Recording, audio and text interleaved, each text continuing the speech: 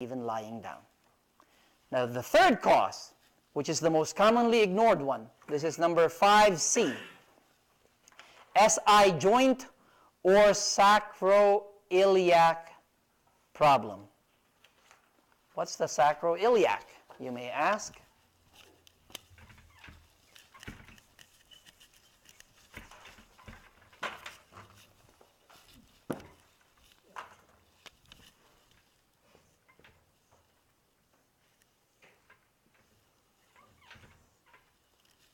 So the sacroiliac is the joint formed by your sacrum, the top of your tailbone, and your pelvis.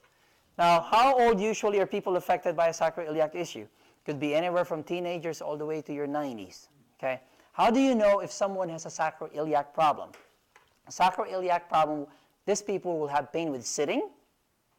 Now, you see the difference between stenosis, arthritis, and degenerative disc disease. They get relief from sitting. People with sacroiliac issues have pain with sitting. They also have pain with getting in and out of bed, getting in and out of the car, sometimes getting in and out of the bathtub. Okay? Sexual intercourse might be an issue. Okay? Now, as far as where the pain goes, in a true sciatica, from, let's say, degenerative disc disease, arthritis, or stenosis, the pain would go down the butt into the back of the thigh, down the calf. In a sacroiliac issue, when you ask someone, where's your pain? They would point specifically to the dimple area.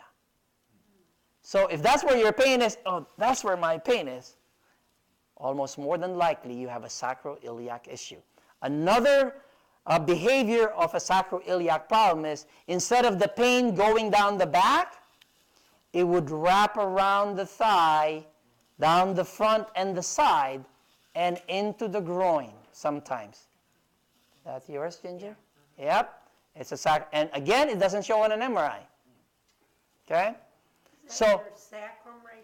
Yes, it's the sacrum, your sacrum, and your pelvis, that joint right there.